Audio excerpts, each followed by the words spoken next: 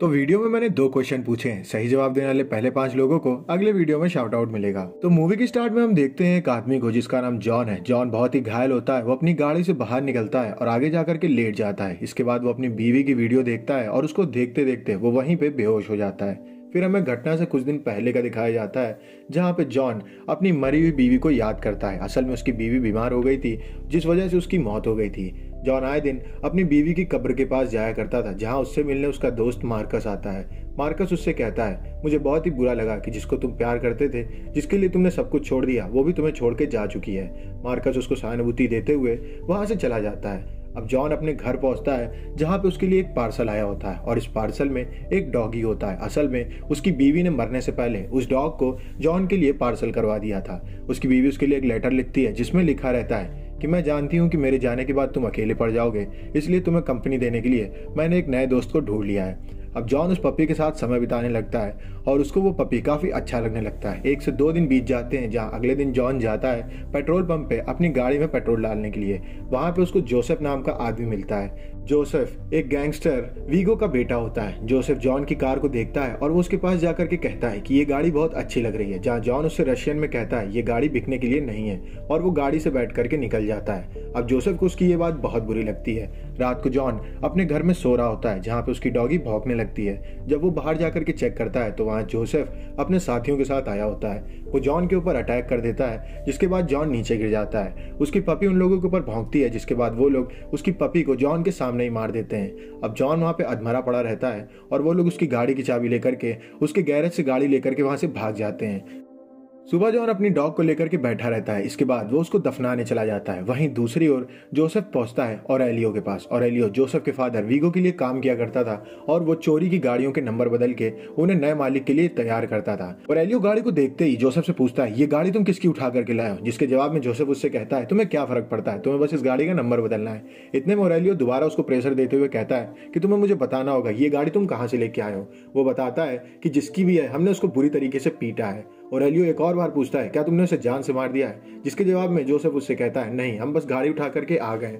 अब गुस्सा करके ऑरेलियो उसको एक घूंसा मार देता है, जिसके बाद वो नीचे गिर जाता है। तो अब आता है आपका पहला सवाल, जॉन के दोस्त का क्या नाम था जो उससे मिलने कब्रिस्तान में आया था? जवाब आप नीचे कमेंट में दे सकते हैं। ऑरेलियो से मिलने जॉन आता है। जॉन उससे अपनी गाड़ी के बारे में पूछता है, जहाँ ऑरेलियो उसको सब कुछ बता देता है कि तुम्हारी गाड़ी यहाँ पे आई तो थी, पर मैंने उन लोगों को यहाँ से भगा दिया है। अब इसके बाद जॉन को पता चलता है कि जोसेफ किसी और का नहीं, वीगो का बेटा है। ऑरेलियो उससे कहता है कि अब तुम क्या करोगे? जिसके जवाब में जॉन उससे एक गाड़ी मांगता है और वहां से चला जाता है। वहीं दूसरी ओर वीगो को जब पता चलता है कि ऑरेलियो ने उसके बेटे जोसेफ को मारा है, तो वो ऑरेलियो को फोन करता है सब कुछ जानने के लिए। ऑरेलियो उसको बताता है कि तुम्हारे बेटे ने जॉन विक की गाड़ी चुरा ली है और इसके साथ साथ उसके कुत्ते को भी मार दिया है। ये बात जानते ही वीगो काफी टेंशन में आ जाता है। उसका मैनेजर उससे बात करने आता है। वो उससे कहता है कि सभी कामों को बंद कर दो और मेरे बेटे को अभी मेरे पास भेजो।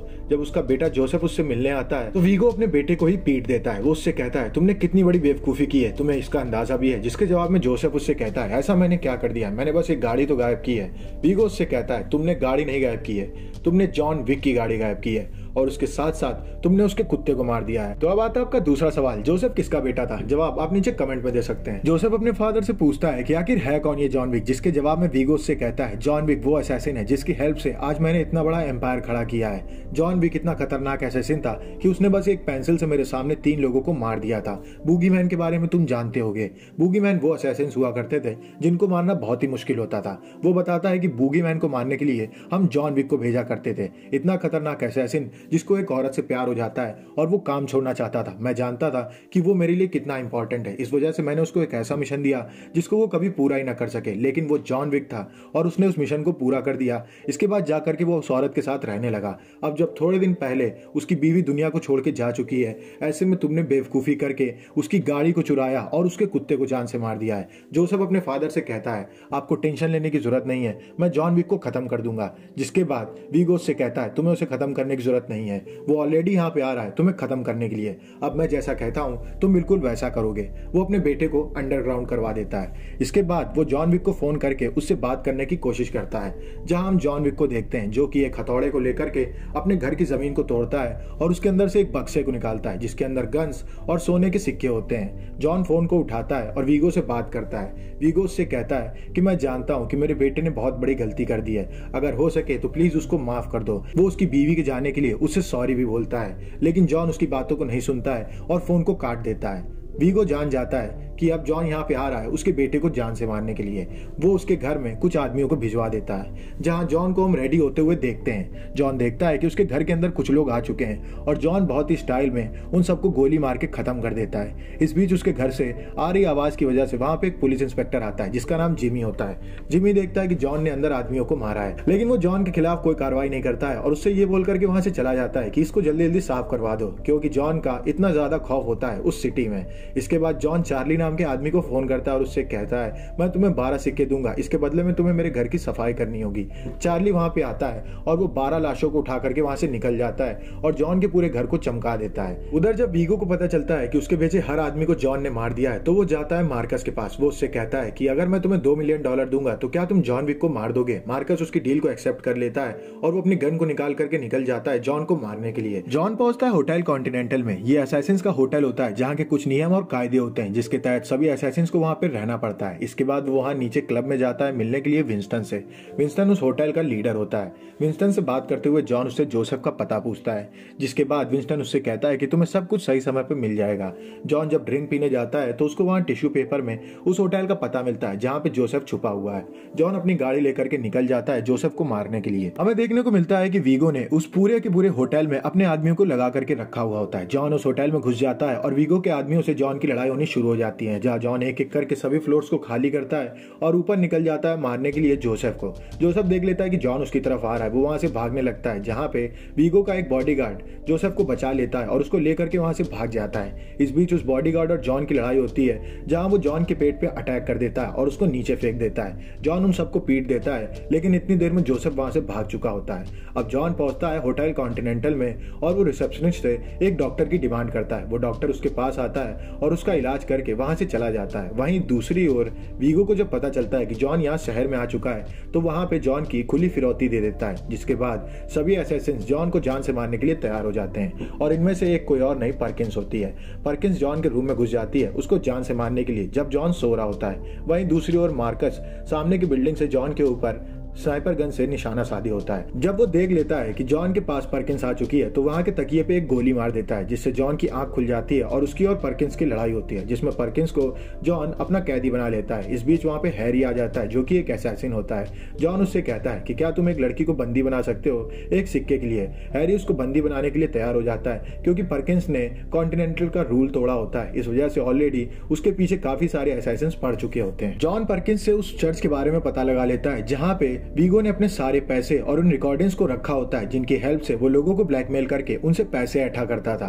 वो उस चर्च में जाता है, वहां पे सभी लोगों को जान से मार देता है। इसके बाद वहां के लॉकर में आग लगा करके वो दूसरी बिल्डिंग में जाकर के बैठ जाता है इस इंतजार में कि वीगो वहां पे आएगा। वीगो वहां पे आता है और वो चर्च के फादर को मार देता है, जो कि असल में उसका ही आदमी होता है। इसके बाद वहां पे गुस्से में खड़ा रहता है। इतने में जॉन गन लेकर के उन लोगों के ऊपर अटैक कर देता है और एक एक करके उसके सभी आदमियों को मारने लगता है। तभी वीगो का बॉडीगार्ड कार को उठा करके जॉन के ऊपर अटैक कर देता है, जिससे कि जॉन दूर गिरता है और वो बेहोश हो जाता है।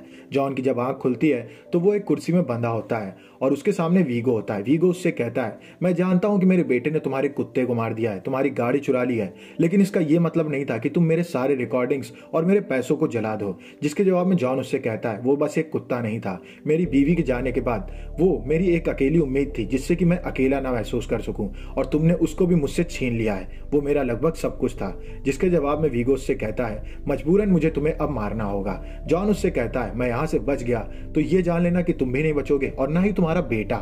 इतने में वो वहां से चला जाता है और हम देखते हैं कि मार्कस खिड़की से स्नाइपर गन का इस्तेमाल करके उनमें से एक आदमी को जान से मार देता है और मौका पाकर के जॉन भी उनमें से एक से लड़ता है और अपने आप को छुड़ा करके वीगो के बॉडीगार्ड को खत्म कर देता है। अब जॉन जाकर के अटैक कर देता है वीगो के ऊपर, जहां पे वीगो उसके सामने आकर के खड़ा हो जाता है और जॉन उससे कहता है मैं तुम्हें नहीं मारूंगा, इसके बदले में तुम्हें अपने बेटे बेटे का पता बताना होगा। वीगो अपने बेटे का पता दे देता है अपनी जान बचाने के लिए। इसके बाद जॉन वहां से आगे जाता है जहाँ पे उससे मिलने मार्कस आता है। मार्कस उससे कहता है आखिर कितनी बार मुझे तुम्हें बचाना होगा, जिसके बाद जॉन उसको थैंक यू कहता है और अपने मिशन को पूरा करने के लिए निकल जाता है। अब जॉन जाता है उस बिल्डिंग में जहाँ पे वीगो का बेटा होता है। उस बिल्डिंग में घुसते ही वहाँ पे सभी बॉडीगार्ड्स को जॉन एक एक करके मारना शुरू कर देता है। वहां से वीगो का बेटा भाग ही रहा होता है। इतने में जॉन नीचे आकर के सभी गाड़ियों को उड़ा देता है। उसका बेटा सामने आकर के जॉन के सॉरी बोलने की कोशिश करता है, लेकिन जॉन उसकी एक भी नहीं सुनता और उसको गोली मार के वहां से निकल जाता है। हैरी पर्किंस को अपना कैदी बना करके बैठा रहता है और कॉन्टिनेंटल का इंतजार कर रहा होता है। इतने में पर्किंस मौका देख करके हैरी को जान से मार देती है। वीगो दुखी बैठा होता है कि उसके बेटे की मौत हो चुकी है। उसके पास पर्किंस आती है और उसको बता देती है कि मार्कस जॉन से मिला हुआ था। इसके बाद वीगो जाता है मार्कस के पास और उसके घर में ही उसको जान से मार देता है। ये बात जॉन को पता चलती है और वो मार्कस के घर पहुंचता है, जहां पे वो देखता है कि मार्कस की डेड बॉडी वहीं पे पड़ी हुई है। वहीं दूसरी ओर पर्किंस के पास विंस्टन का फोन आता है और वो उसको एक जगह पे बुलाता है। उस जगह पहुंचते ही विंस्टन अपने आदमियों के साथ मिलकर के पर्किंस को जान से मार देता है, ये कहते हुए कि तुमने कॉन्टिनेंटल के रूल तोड़े हैं। अब जॉन को वीगो से बदला लेना होता है, जहां जॉन के पास विंस्टन का फोन आता है और वो उससे कहता है कि वो हेलीकॉप्टर से यहाँ से निकल रहा है, तुम्हें अभी जाकर के उसे रोकना होगा।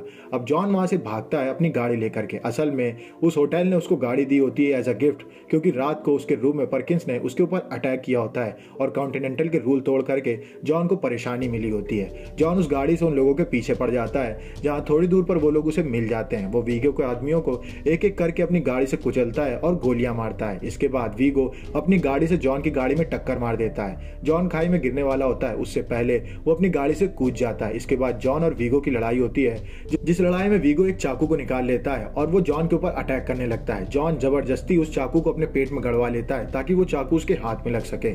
इसके बाद वो चाकू को छीनने के बाद वीगो को जान से मार देता है और वहां से निकल जाता है। फिर हमें दिखाया जाता है मूवी के स्टार्ट का वो सीन जहां जॉन विक बेहोश पड़ा हुआ है। असल में वो उस समय वीगो को मार के आया होता है। वो अपनी बीवी की वीडियो को देख रहा होता है। इसके बाद जॉन आंख खोलता है और उठता है और पीछे के पेट स्टोर में जाकर के अपना इलाज करता है। फिर उसके बाद वहां पे वो एक कुत्ते को आजाद करके अपने साथ निकल जाता है और मूवी यहीं पे खत्म हो जाती है। अगर आपको वीडियो अच्छी लगी तो वीडियो को लाइक करें, चैनल को सब्सक्राइब करें। मिलते हैं आपसे नेक्स्ट वीडियो में, तब तक के लिए stay safe, stay healthy, bye bye.